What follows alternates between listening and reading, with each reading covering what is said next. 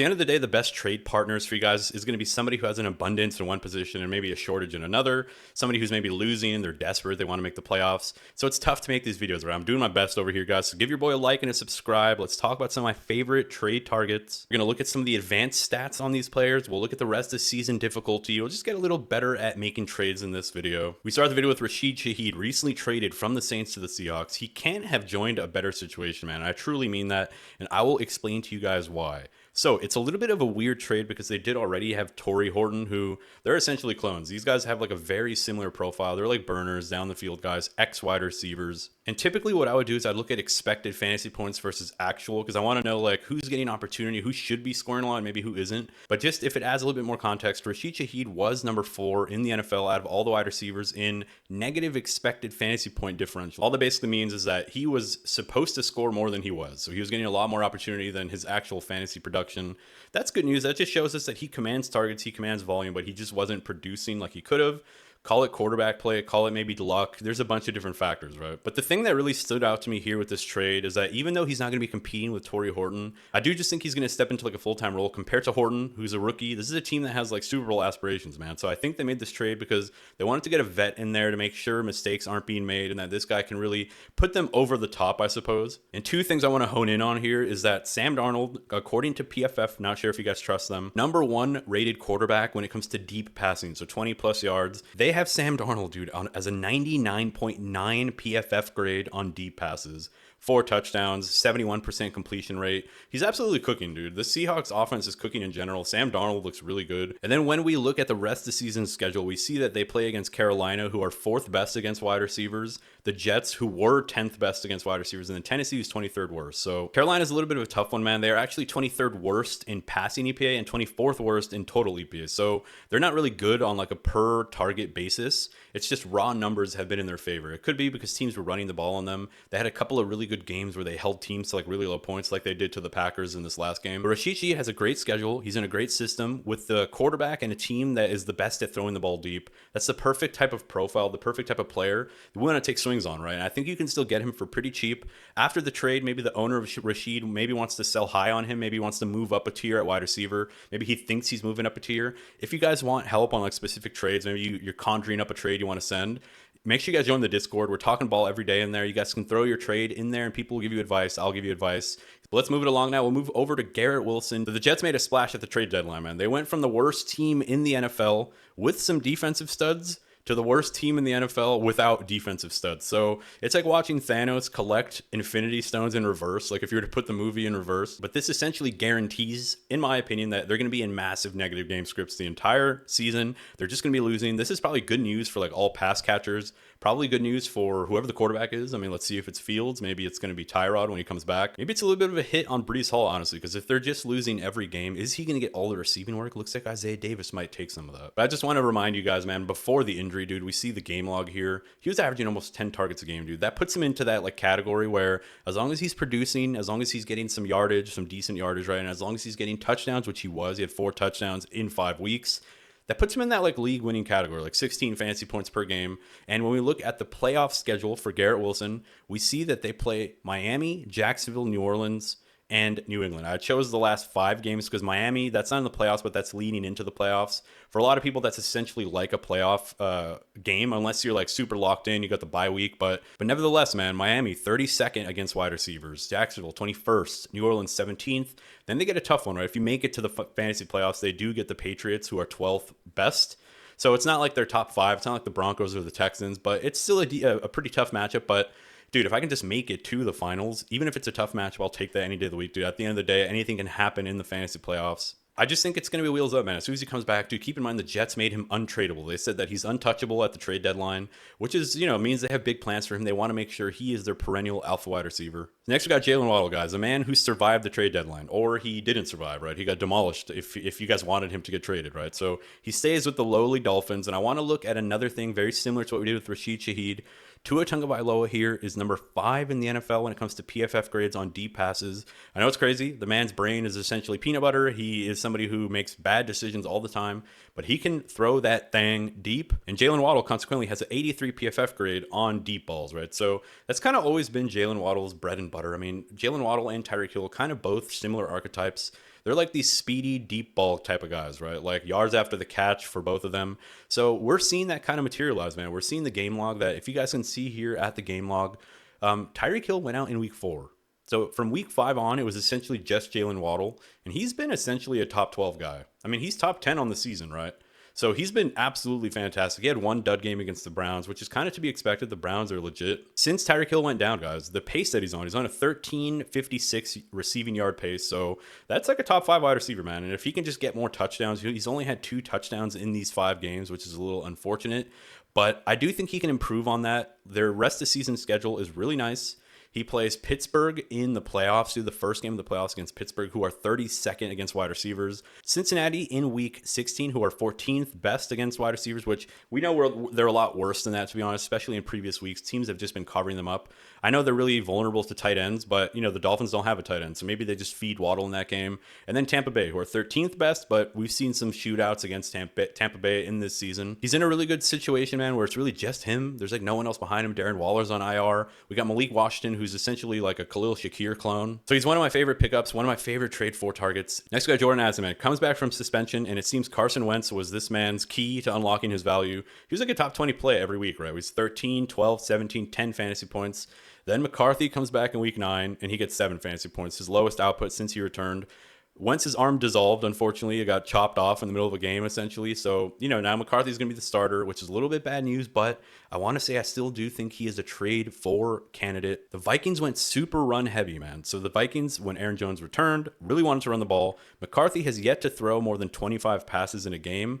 But when we look at the rest of season schedule, guys, I just want to add a little context, man. Addison's performance has been in spite of some difficult matchups. They had Cleveland in week 5, still performs. Philadelphia in week 7 performed really well, right? 12 targets. The Chargers, guys. Chargers secondary is really good in week 8. Still had 10 fantasy points. Gets into the end zone. Rest of season, EPA versus the pass. We got Baltimore, who are 26th. Chicago 19th. Green Bay 13th. Seattle 17th. And then we get to the playoffs, guys, and it is absolutely juicy, dude. Washington in week 15, 29th worst. Dallas in week 16, dude, as you guys know, Pepto-Bismol for fantasy football players. 30th against the pass. Then, unfortunately, week 17, similar to Waddle, kind of a tough matchup. Detroit, who are 3rd best in EPA versus the pass. Look, I think Jordan Addison is going to help us get to the playoffs. He's going to be great in the playoffs. And then in that week 17 game against Detroit, you're just hoping some luck goes his way. I think he's a great buy candidate. People are a little bit worried. He's got 4 targets in back-to-back games. It's a perfect buy low opportunity. At the end of the day, it's a good team with a good system, a good coach.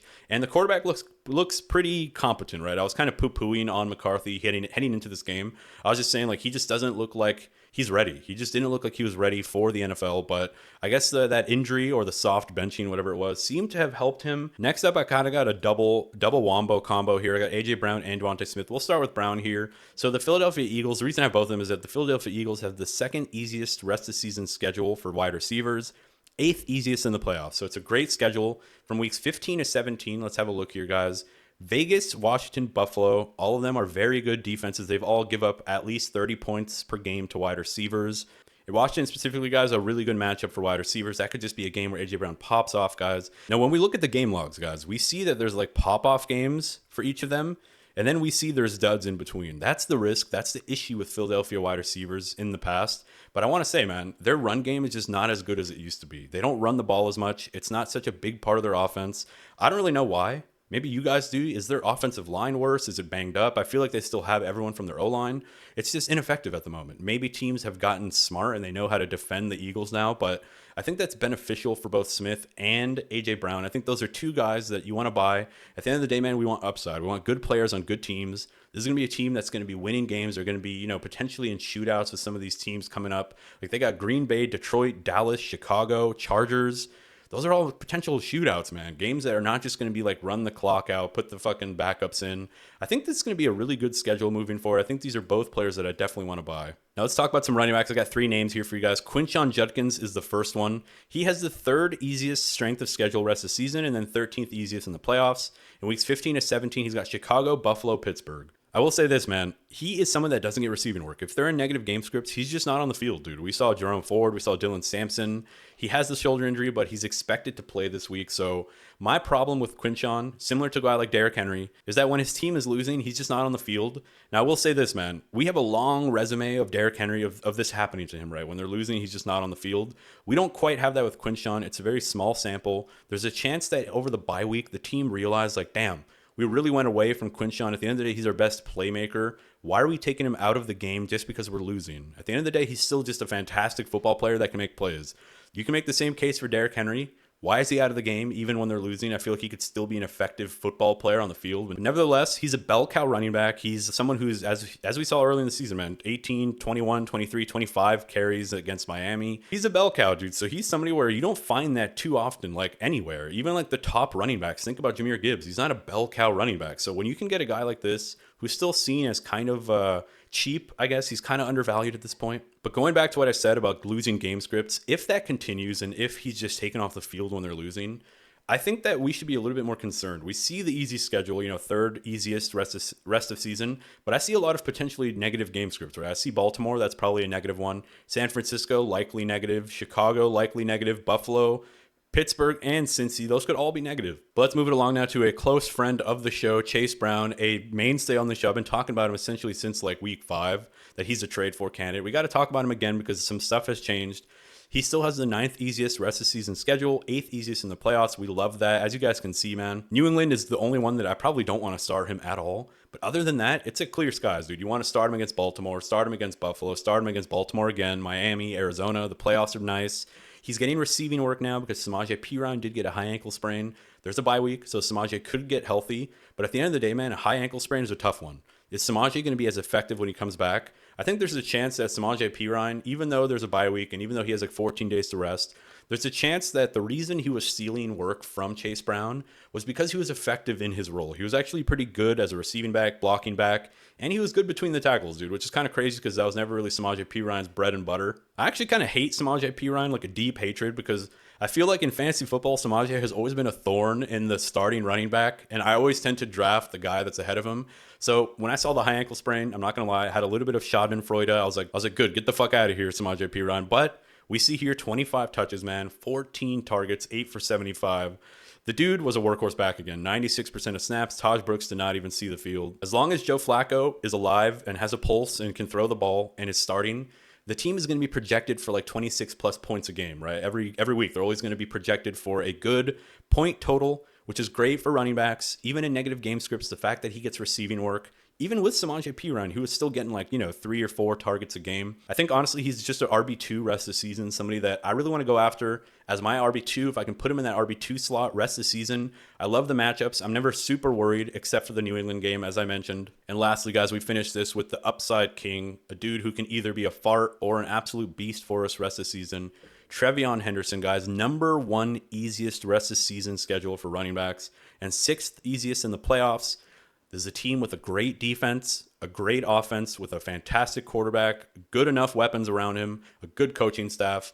But for some reason, TreVeyon Henderson fucked somebody's wife on the coaching staff, and they don't want to give this man a full workload. They were kind of forced to in this game, guys. He ends up getting 20 touches, 10 fantasy points. He gets vultured by Terrell Owens or Terrell Jennings. I don't even know his fucking name. And as I mentioned, guys, the rest of the season schedule looks great. Buffalo, that's always good. Baltimore, always good. The Jets, as you guys know, they're literally starting like pee-wee football players at this point in their secondary, and they gave up their best defensive lineman. So the reason Henderson is a trade for candidate here, guys, despite this weird usage, the fact that he's yet to break like 12 fantasy points, the reason is that we want upside. I want a guy who has the chance to be a league winner. We know that TreVeyon Henderson, I posted this in the Discord. Again, go make sure you guys join it, dude. There's good stuff in there all the time. I posted a graphic that shows TreVeyon Henderson's success rates on different runs. When he runs inside, so any inside run, he's trash. He is like Cam Akers levels of trash. But when he runs to the outside, he's a god. He's a LaDainian Tomlinson. He's fucking Calvin Johnson and LaDainian Tomlinson somehow. So TreVeyon Henderson is someone, he's a one-trick pony. He's a speed guy. Get him on the outside. Get him as a receiving back so he can create and explode on the outside. And I think that that's the role he's just going to fall into. I think Ramondre is going to come back. They're going to keep using him. So I don't know. But like if Ramondre were to go down and he can reclaim this role that he had in this game where it was 14 touches or 14 carries and then, 6 targets, I think he should have had a better game in this one again, but Atlanta is a tough matchup sometimes. I don't know, they're a weird defense, but let's swing for the fences, guys. Go grab a guy like this. You can get him so cheap. You can essentially get him for like RB4 cost. So make sure you guys join the Discord, dude. Throw your trades in there, what you're thinking about doing, and we will give you some help, dude. Every single person's trade gets attention and some love from us. So that does it for the video, guys. Those were some players that I think are trade candidates. We had more wide receivers and running backs, but hopefully it was helpful. Hopefully you guys enjoyed the video. I truly do genuinely appreciate you guys being here and giving me your time. You could have been watching so many other different fantasy channels. So thank you very much. And I will catch you guys in the next video. Peace.